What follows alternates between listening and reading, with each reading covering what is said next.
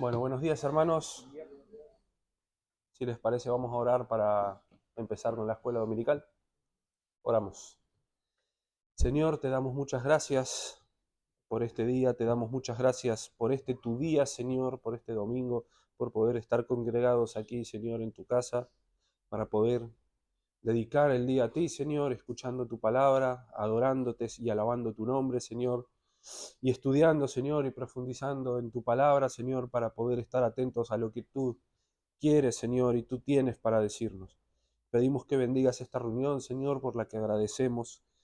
Queremos, Señor, darte gracias por tu misericordia, por la obra de Cristo, Señor, en favor nuestro. Y queremos pedirte que bendigas, Señor, y que guíes las enseñanzas de esta mañana, Señor, tanto a la escuela dominical, por la lectura de la confesión, Señor, por la lectura del Antiguo Testamento y por la predicación del día de hoy, Señor.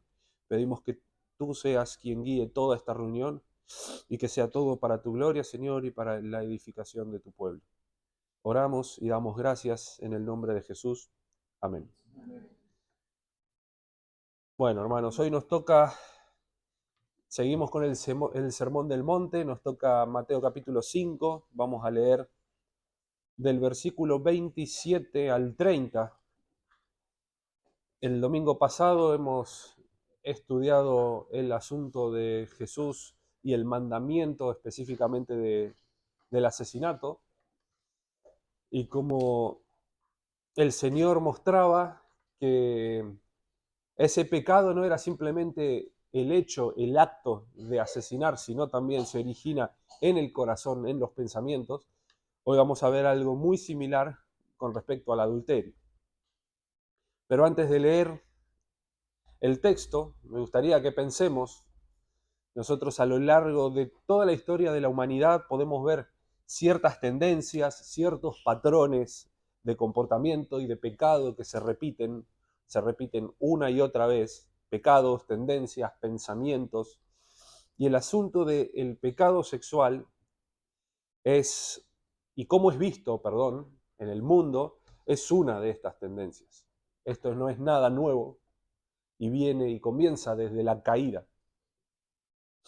Nosotros vemos que en el principio Dios diseñó este asunto de las relaciones sexuales como algo bueno, como algo santo, como algo perfecto dentro del matrimonio.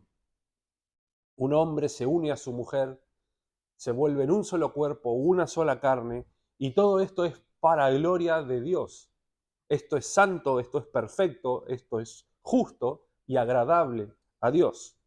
Pero desde Génesis 3 en adelante el hombre ha tomado esto, que es bueno y que es santo, y torcido, lo ha torcido y lo ha corrompido y lo ha usado de maneras ilícitas, de maneras indebidas, y ha cometido toda clase de perversiones.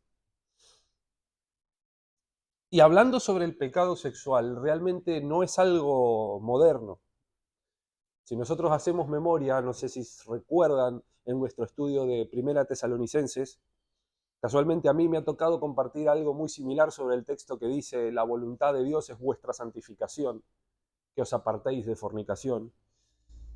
Y como vimos en aquel entonces, en lo que era la cultura greco-romana, el asunto de la sexualidad se veía de una manera, se vivía de una manera totalmente perversa.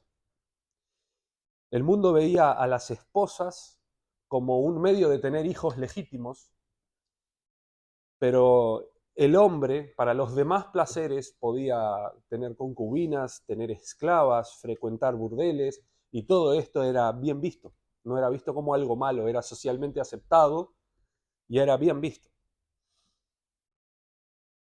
Y no solo esto, sino que en aquel entonces habíamos visto algo sobre cómo la sexualidad estaba muy relacionada con lo cultural y lo religioso.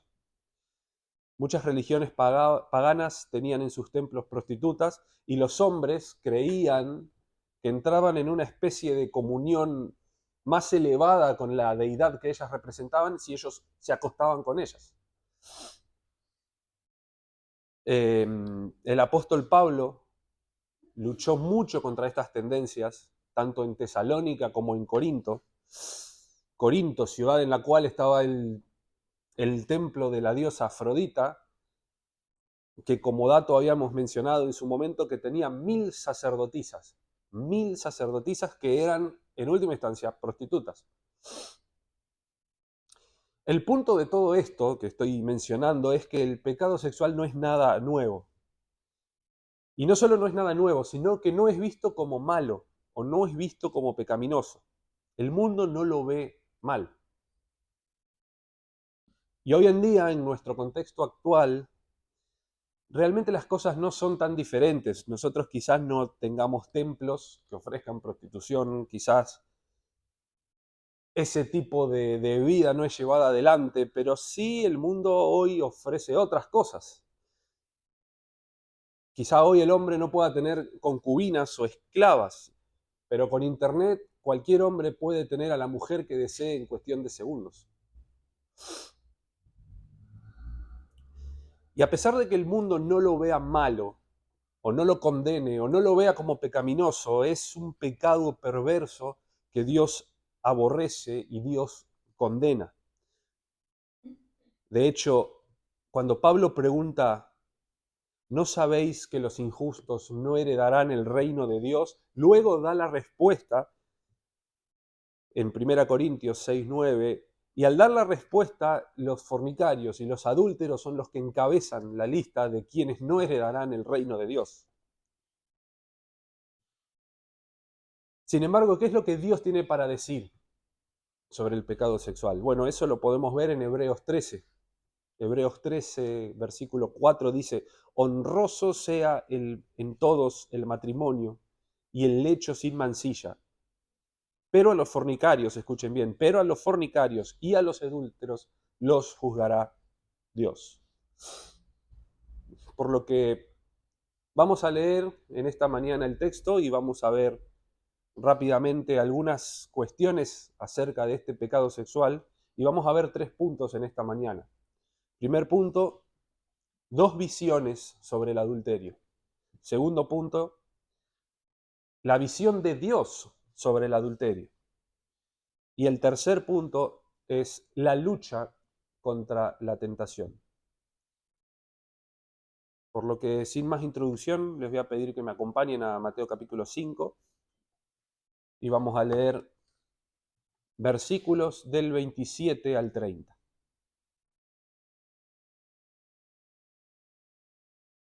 Dice la palabra, oísteis que fue dicho, no cometerás adulterio. Pero yo os digo que cualquiera que mira a una mujer para codiciarla, ya adulteró con ella en su corazón. Por lo tanto, si tu ojo derecho te es ocasión de caer, sácalo y échalo de ti, pues mejor te es que se pierda uno de tus miembros y no que todo tu cuerpo sea echado al infierno. Y si tu mano derecha te es ocasión de caer, córtala y échala de ti, pues mejor te es que se pierda uno de tus miembros y no que todo tu cuerpo sea echado al infierno. Punto 1 en esta mañana, hermanos. 2 visiones sobre el adulterio. 2 visiones sobre el adulterio. Antes de adentrarnos en lo que el Señor está diciendo en este texto, es necesario que veamos brevemente, a modo contexto quizás, las distintas visiones acerca del adulterio que predominaban en aquel contexto en el que Jesús habló. Veremos entonces 2 visiones. En primer lugar, cómo el mundo veía el asunto del adulterio, y luego veremos cómo la cultura judía, o más bien la tradición farisaica en Israel, veía el asunto del adulterio. Con respecto a la visión mundana, si bien hemos visto algunas cuestiones de esto en la introducción, vamos a tratar de ver algunas cosas más para entender cómo la cultura romana en el contexto de Cristo veía este asunto. Para el mundo romano, adulterio era la relación sexual de un hombre y una mujer casada o desposada. Noten esto, una mujer casada o desposada. Si el hombre era casado y la mujer soltera, no era considerado adulterio. Quizás era considerado una ofensa, pero no era considerado adulterio. Y por supuesto que este acto no se consideraba una ofensa a Dios, ni a ningún dios. De hecho, los dioses romanos, sabemos por la mitología, cometían toda clase de actos atroces, perversidades e incluso fornicaciones y adulterios entre ellos, según la mitología, según lo que ellos creían. Por lo tanto, el adulterio no era visto como una ofensa a ninguna deidad. Y en este caso, cuando un hombre mantenía una relación sexual con una mujer casada, la ofensa principal era al esposo de esta mujer o al padre de la mujer si aún estaba bajo su autoridad. Y en última instancia era una ofensa a la familia. Es decir, esta ofensa era en clave de herencia, honor y propiedad. No era una cuestión de santidad en absoluto. Sin embargo, había una doble moral. A la esposa se le demandaba fidelidad absoluta, mientras que el hombre tenía un montón de otras libertades. El hombre podía mantener relaciones sexuales con esclavas, con tener múltiples concubinas, frecuentar prostitutas o incluso tener relación con otros hombres. Hemos visto en el estudio de Tesalonicenses lo que era la pederastía griega, cómo estaba bien vista.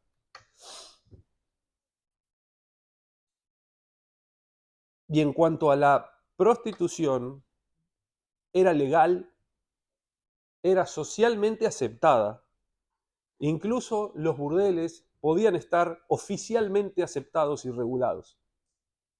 Por lo tanto, un hombre sin Dios en el primer siglo, mientras no tocara a una mujer casada, podía hacer literalmente lo que quisiera en el aspecto sexual de manera legal y sin sufrir ningún tipo de condena social, porque todo estaba permitido. El pensamiento era, mientras tengas tu casa ordenada, tu apellido y tus herederos y tu reputación, todo lo demás es lícito. Así era como lo veía el mundo en aquel entonces. Así era como un hombre sin Dios vivía. Pero ¿qué tiene que decir Dios de esto? ¿Qué dice Dios de esto? Bueno, Dios dice que esto es vivir teniendo tu cuerpo en pasión de concupiscencia. Dice 1 Tesalonicenses 4, versículos del 3 al 5, pues la voluntad de Dios es vuestra santificación, que os apartéis de fornicación, que cada uno de vosotros sepa tener su propia esposa en santidad y honor, no en pasión de concupiscencia, como los gentiles que no conocen a Dios. Y no sé si recuerdan, en ese entonces habíamos visto que la palabra que es traducida como esposa es una palabra que significa vaso y que una traducción más apropiada es cuerpo, mi propio cuerpo. En ese texto lo que Dios está diciendo es que los gentiles que no conocen a Dios tienen su propio cuerpo en pasión de concupiscencia. Esa era la visión del mundo y esto es lo que Dios tenía para decir acerca de esta visión. Vamos a la segunda visión, la visión farisea, la que quizás predominaba en Israel en la época de Cristo. Tenemos la visión del mundo y del otro lado tenemos la visión popular en Israel, que era la forma en que los fariseos interpretaban la ley. En este contexto ya no se habla de una ofensa a la familia ni una cuestión de honor, sino que se habla específicamente de un pecado contra Dios, como una violación directa a la ley de Dios. En los 10 mandamientos vemos en Éxodo 20 que la ley dice claramente no cometerás adulterio. Y este pecado era castigado con la muerte. Los judíos consideraban el tema del adulterio como un pecado grave contra Dios y un crimen contra el pacto matrimonial. Dice Levítico capítulo 20, versículo 10, si un hombre cometiere adulterio con la mujer de su prójimo, el adúltero y la adúltera, indefectiblemente serán muertos.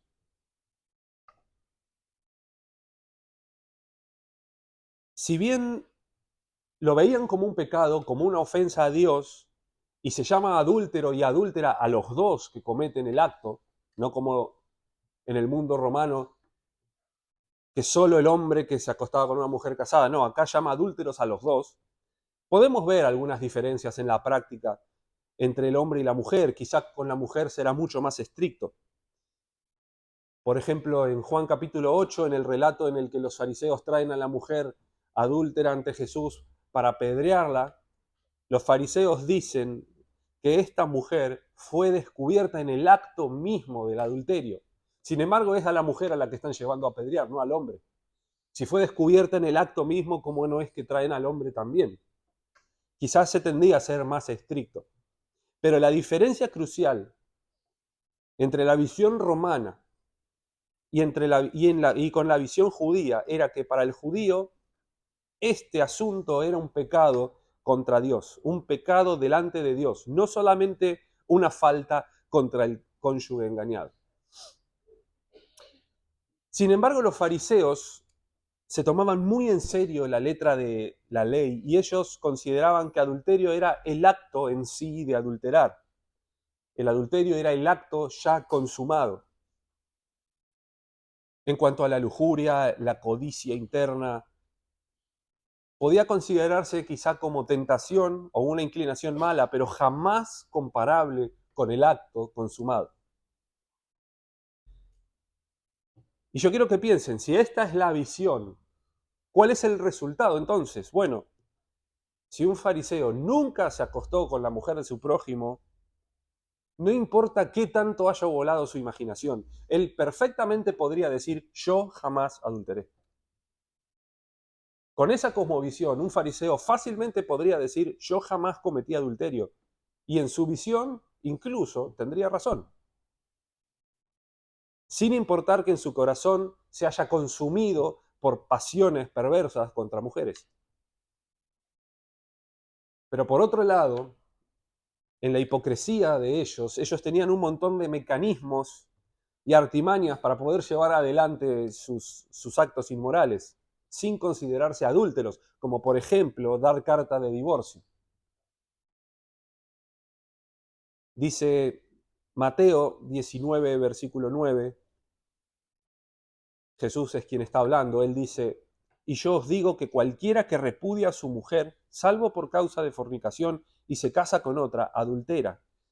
Y el que se casa con la repudiada, adultera. Y esto lo dice Cristo en respuesta a la pregunta de los fariseos acerca de dar carta de divorcio. Ellos usaban esto para poder separarse de su mujer y poder casarse con quien quisieran. ¿Qué es lo que dice Jesús sobre esto? Eso es adulterio. ¿Y qué es lo que dice Dios acerca de esta visión que tenían los fariseos o que predominaba en Israel en el primer siglo? Bueno, eso lo vemos en Mateo 23, versículos 25 al 26, en texto en el que Cristo mismo está hablando con los fariseos y él les dice, hay de vosotros, escribas y fariseos, hipócritas, porque limpiáis lo de fuera del vaso y del plato, pero por dentro estáis llenos de robo y de injusticia. Fariseo ciego, limpia primero lo de dentro del vaso y del plato, para que también lo de fuera sea limpio. ¿Qué dice Dios entonces sobre la visión del mundo? Están viviendo en pasión de concupiscencia. ¿Qué dice Dios de los fariseos? Limpian lo de fuera y dejan sucio lo de dentro. Lo que me lleva al segundo punto. ¿Cuál es la visión de Dios sobre el adulterio? Segundo punto en esta mañana. La visión de Dios sobre el adulterio. Y es interesante en este punto del sermón en el que comienza a explicar Jesús y a exponer el verdadero sentido de la ley, comenzando por el asesinato, ahora sigue por el adulterio. Él siempre comienza por oísteis que fue dicho, pero yo os digo. Cristo está exponiendo una vez más la hipocresía de los fariseos. La hipocresía de los fariseos y su interpretación externa de la ley, haciendo foco en el corazón y demostrando que el adulterio, al igual que el asesinato, no es un pecado que comienza y termina con el acto en sí, sino que se origina en el corazón y comienza mucho antes. Dice Mateo 15, 19, el Señor dice, porque del corazón salen los malos pensamientos, los homicidios, los adulterios, las fornicaciones, los hurtos, los falsos testimonios, las blasfemias. ¿Y qué es lo que dice Jesús acerca del adulterio en sí? Dice, oíste que fue dicho, no cometerás adulterio, pero yo os digo que cualquiera que mira a una mujer para codiciarla, ya adulteró. Jesús dice que aquel que mira a una mujer para codiciarla, ya adulteró con ella en su corazón. Y la palabra que es traducida como mira, de mirar, es un participio presente que se refiere a un acto continuo de observar. Es observar con una intención. En este contexto, Cristo no está hablando sobre una mirada casual o una mirada involuntaria, sino a la acción de observar de manera intencional, detenida y repetida. Y por la forma en que lo expresa, nosotros podemos entender que se refiere a observar detenidamente, intencionalmente, repetidamente, con una intención detrás. De forma que mirar a una mujer para codiciarla significa la acción de observar con el propósito de codiciar, es decir, de desear, de anhelar para mí. Y obviamente este texto está hablando de un hombre hacia una mujer, pero es exactamente lo mismo al revés. Cualquier mujer que mire a un hombre para codiciarlo está adulterando. ¿Cuál es el propósito entonces de esta mirada? Codiciar. Jesús se refiere aquí a un hombre con una mujer y el objetivo es satisfacer un deseo perverso en el corazón, mirar para codiciar, para satisfacer mi deseo torcido en mi corazón. Y hoy en día esto puede aplicar a múltiples cuestiones, puede aplicar a pornografía, puede aplicar a ciertos tipos de películas o ciertos tipos de programas, que son situaciones en las que los hombres aprovechan para mirar y codiciar. Y en algunos casos son situaciones que son llevadas adelante con el propósito de lograr que hombres miren y codicien.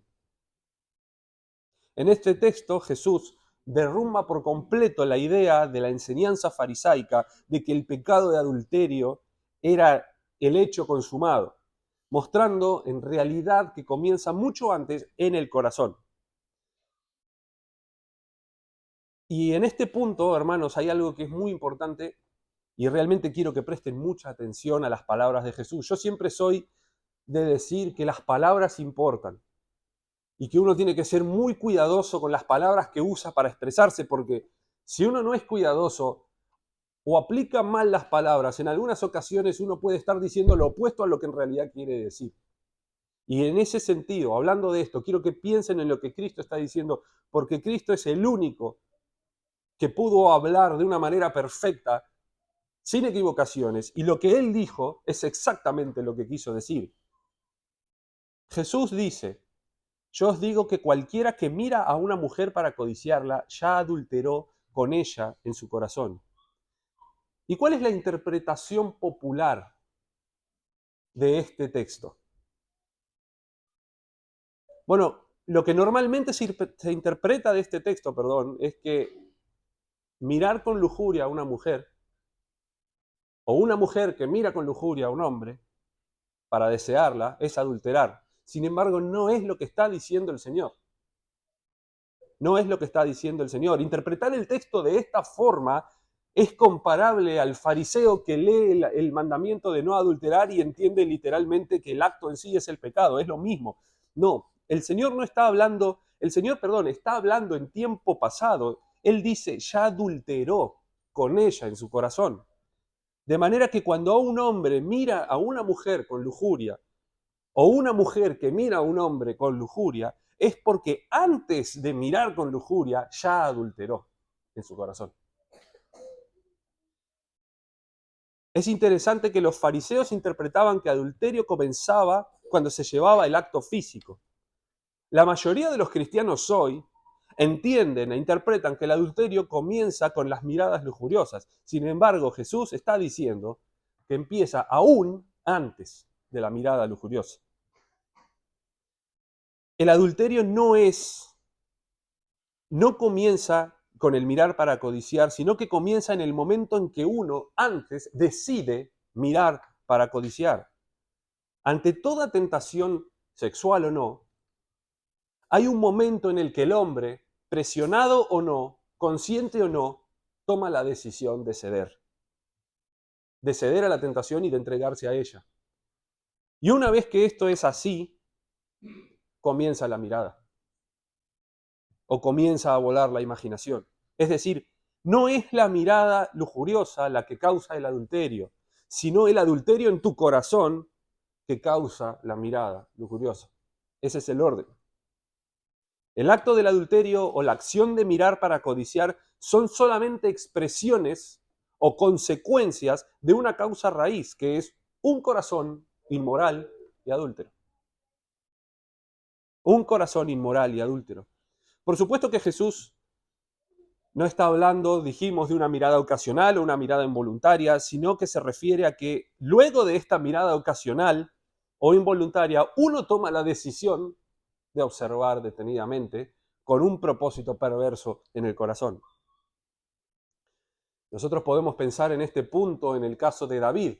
David se paseaba por la terraza, ve a Betsabé bañándose. Era realmente imposible no verla porque estaba a plena vista y él estaba en la terraza.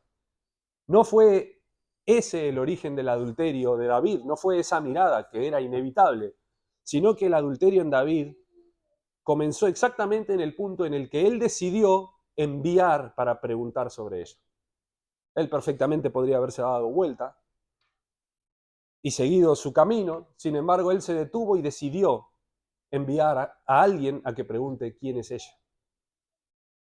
Todos los hombres o mujeres que luchen contra esta tentación sexual, es clave que entiendan que el pecado sexual no se origina en las miradas o en el deseo, sino antes.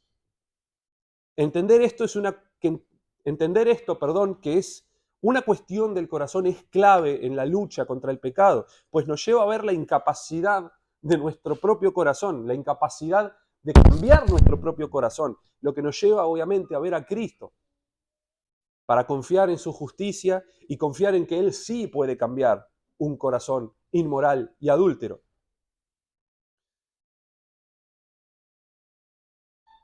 Jesús, al hablar sobre este tema, hemos dicho, habla sobre un hombre hacia una mujer, pero es perfectamente aplicable a una mujer hacia un hombre. Una mujer puede ver para codiciar a un hombre. Y no solo esto, sino que también tenemos a aquellas mujeres que intentan llamar la atención de los hombres con la intención de recibir miradas y ser codiciadas. Y estas son igualmente culpables. Dice Arthur Pink, si la mirada lujuriosa es un pecado tan grave, entonces quienes se visten y exhiben con el deseo de que las miren y las codicien no son menos culpables, sino tal vez más. En este asunto, no solo es muy frecuente el caso de hombres que pecan, sino de mujeres que los tientan a hacerlo.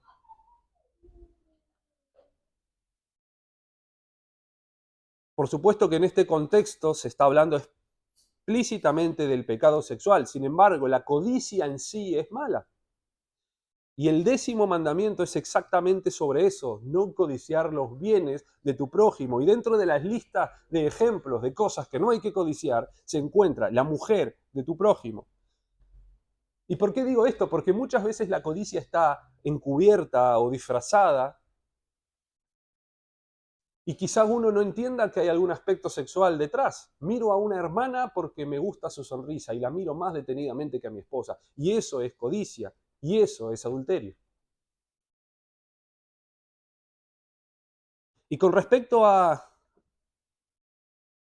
la lucha contra la tentación, si hay alguien que está luchando contra esto, es clave entender que se origina en el corazón antes de la mirada perversa. Una vez hace muchos años leí una anécdota sobre un hombre que luchaba con la tentación sexual, luchaba con la pornografía específicamente, y era un hombre que por cuestiones ministeriales tenía que viajar mucho y hospedarse en hoteles.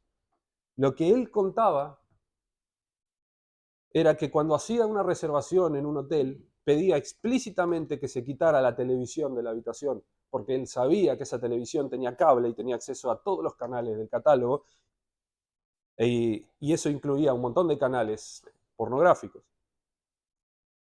Él mencionaba que hacía esto para no tener que enfrentarse a la tentación. Sin embargo, muchos años después de eso, ya no le era necesario, porque él explicaba que ya había determinado en su corazón no pecar. Y esto tiene sentido, porque Job dice en Job 31, versículo 1, hice pacto con mis ojos, ¿cómo pues habría yo de mirar a una virgen? Por lo tanto, hermanos, el pecado se origina en el corazón mucho antes de la mirada lujuriosa. Punto 3 en esta mañana. La lucha contra la tentación. La lucha contra la tentación. Luego de abordar este asunto de dónde se origina el pecado en el corazón y concluir que es incluso antes de las miradas intencionales, Jesús exhorta ahora que tomemos en serio y con la determinación necesaria para luchar contra el pecado. Jesús dice, por lo tanto, es decir, en total conexión con lo que acaba de explicar, si tu ojo derecho te es ocasión de caer, sácalo y échalo de ti, pues mejor te es que se pierda uno de tus miembros y no que todo tu cuerpo sea echado al infierno. Luego dice exactamente lo mismo con la mano. Y algunos han interpretado este texto de manera literal. Tenemos, por ejemplo, el caso de Orígenes, uno de los padres de la iglesia, que se convenció de su pecado al leer este texto y se castró a sí mismo. O también tenemos el caso de San Antonio, que decidió separarse de la sociedad e irse a vivir aislado en el desierto. La conclusión de este es que aún en el desierto, Satanás lo encontró para tentarlo. Parece contradictorio que Cristo explique que el adulterio es una cuestión del corazón y luego nos llame a cortarnos una mano o a sacarnos un ojo. Si es una cuestión del corazón, ¿qué más da si tengo dos ojos o uno? Si me saco el ojo derecho, el izquierdo va a seguir mirando y codiciando. Si me saco la mano derecha, mi corazón puede seguir imaginando. Un hombre puede mutilarse, cortarse ambas manos, ambos brazos, los pies, sacarse los ojos, e incluso quedar sordo y en su corazón seguir adulterando. Por lo tanto, es lógico concluir que Jesús no está hablando de mutilación física, si es una cuestión del corazón, sino que está hablando de ser determinados en nuestra lucha contra el pecado. Para los judíos del primer siglo, es interesante, hablar del ojo derecho o hablar de la mano derecha es hablar de las mejores cualidades de un individuo. Mi ojo derecho es mi mejor visión, mi mano derecha es mi mejor habilidad. Por lo tanto, Jesús está diciendo que no importa si algo sea bueno, no importa si incluso sea tu más preciada posesión, no importa qué tan importante sea, si es un medio para tentarte, abandonalo.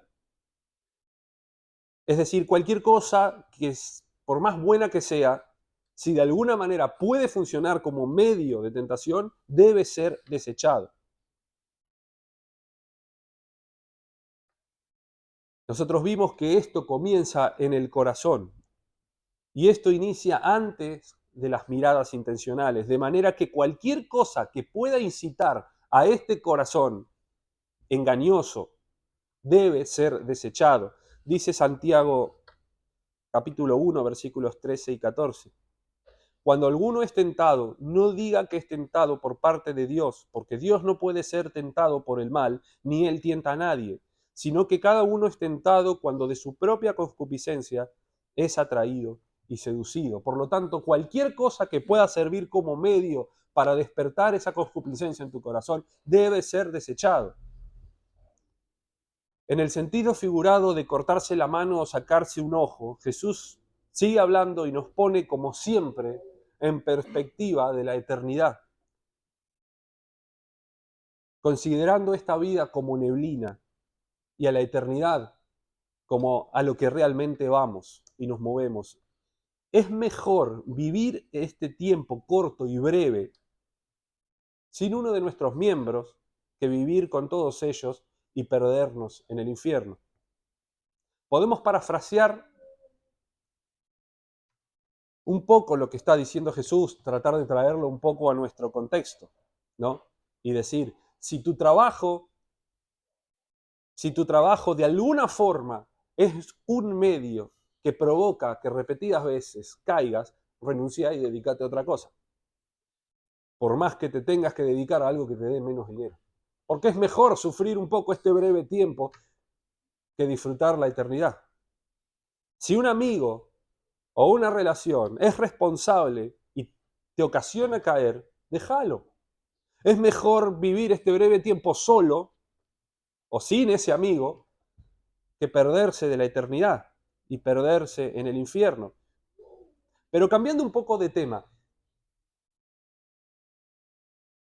Jesús aquí le está hablando a creyentes o a no creyentes, porque él habla de perderse en el infierno. ¿Es acaso que Cristo está diciendo que la salvación es por obras? No, de ninguna manera. De ninguna manera.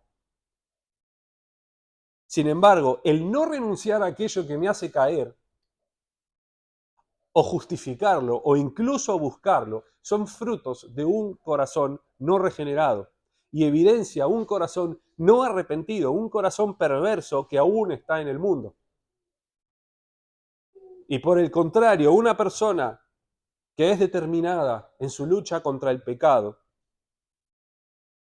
es una persona regenerada, que abandona todo aquello que puede ser fuente de tentación, por más importante que sea para él. Y esto está evidenciando un corazón regenerado, un corazón que tiene vida y que desea agradar a Dios.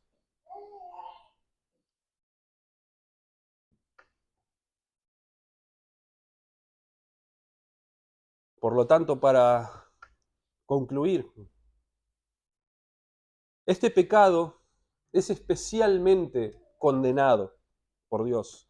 Y es un pecado que trae terribles consecuencias a todos aquellos que lo cometen. Pero como vimos esta mañana, es un pecado que se origina en el corazón. No solo el acto en sí es pecaminoso, sino que también lo que ocurre en los pensamientos al ver y codiciar son pecaminosos. Y no solo lo que ocurre en los pensamientos, sino aún antes, cuando uno ve y decide liberar la imaginación. Ese es el comienzo. Pero ocurra en la mente o no, es el mismo pecado delante de Dios y no hay pecado que quede sin consecuencias. Yo quiero en esta mañana animarlos a que tomen la determinación necesaria en la lucha contra el pecado, contra este y contra cualquier otro. Dice Colosenses 3:5, haced morir pues lo terrenal en vosotros, fornicación, impureza, pasiones desordenadas, malos deseos y avaricia, que es idolatría. Y dice Pablo también en Romanos 8:13, porque si vivís conforme a la carne, moriréis, mas si por el Espíritu hacéis morir las obras de la carne, viviréis. ¿Cómo es la lucha contra la tentación? No es luchar contra tu impulso, porque ahí no vas a ganar. La clave de la lucha contra la tentación es lo que Cristo está diciendo aquí, abandonar todo aquello que puede ser fuente de tentación y aferrarte a Cristo. También quiero remarcar que es fácil quizás abstenerse del acto externo del adulterio. Quizás sea fácil, quizás el miedo a perder tu reputación o el miedo a lo que lo pensarán los demás te frene a cometer el acto físico, pero es prácticamente imposible no caer en la mente. Abstenerse de un pequeño y breve pensamiento es imposible. Y creo poder afirmar, si entiendo bien lo que Cristo está diciendo, que salvo los niños presentes, aquí somos todos adúlteros. No hay ni una persona que no lo sea. Por lo que yo quiero llamarlos hoy al arrepentimiento y a confiar en la justicia de Cristo. Porque Cristo puede cubrir estas faltas. Cristo puede cubrir estas faltas y Cristo puede cambiar un corazón inmoral. Y aquellos que aún no han puesto en su confianza en Cristo y en su justicia y en su obra, sino que confían en la suya propia, quiero que sepan que van a ser juzgados no por sus actos externos, sino por cada mínimo pensamiento en su corazón. Y si hubo un mínimo pensamiento, por más que haya durado un segundo, Dios lo condena como adulterio. Y está al mismo nivel que el acto externo. Vamos a orar. Señor, te damos gracias por tu palabra en esta mañana. Pedimos, Señor, perdón y misericordia, Señor, por nuestras faltas y rogamos, Señor, que nos des a Cristo, Señor. Damos gracias por Cristo, por su obra, porque Él puede cubrir estas faltas, Señor, y todas aquellas faltas, Señor, que han ocurrido y tenido lugar en nuestros corazones. Pedimos perdón, pedimos misericordia y damos gracias por su obra. Bendice, Señor, a tu pueblo, bendice a tu iglesia en este lugar. Oramos y damos gracias en el nombre de Jesús. Amén.